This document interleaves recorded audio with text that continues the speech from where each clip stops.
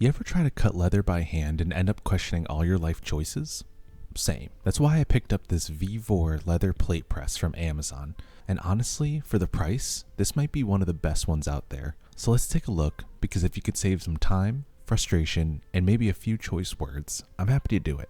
This press costs about $180 and delivers a 1.5 ton of pressure with a 10-inch by 6-inch plate, which is pretty solid for a budget press. When it comes to affordable options, your choices are basically this, an arbor press, or just your sheer willpower, which is not recommended. I've been using this for stamping and die cutting leather, and it's been a huge help in my workshop. But let's talk about what you're actually getting and whether it's worth your money or not. Out of the box, you get the press, obviously, an acrylic plate so you don't destroy your die cut templates, and this massive wrench for height adjustment, which I'll cover later in this video. And that's it. No bells, no whistles, no free snacks, just the essentials. Let's do a quick tour of what you're working with. On the bottom, there's 4 rubber feet to keep it from sliding around like a drunk shopping cart. There's these dual pillars to help keep even pressure to make sure that there's no lopsided cuts or stamps.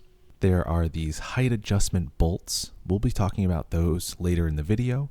There's a solid pull lever with a rubber grip for better control. And then there's this big 15-inch by 10-inch bottom plate that has plenty of workspace. The 10-inch by 6-inch plate is a solid size for wallets, belts, keychains, and even small bags. Compared to an arbor press, which has a tiny plate, this thing gives you a lot more room to work with. If you're using larger die cut templates, an arbor press is going to make your life miserable. Trust me, I've tried. Unless your template is the size of a postage stamp, it's not happening. Adjusting the height is, let's say, a process. That giant wrench?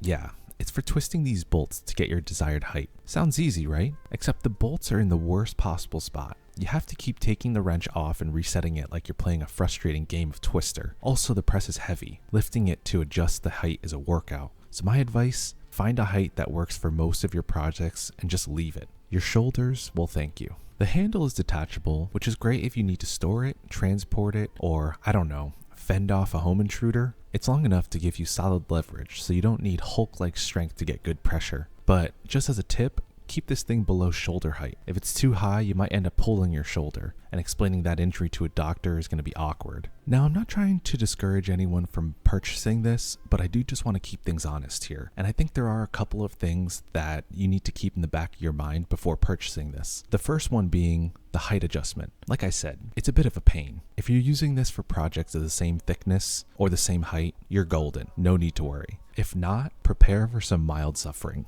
Number 2, the size and the weight. This thing weighs about 50 to 60 pounds. In the world of presses, that's basically nothing. But if you're tight on space or need something portable, it's worth considering. I do small leather projects like wallets, belts, and keychains, so the size works great. But if you're cutting full-size bags, you might want something bigger. And if you're only doing tiny stamps, an arbor press might be all you need.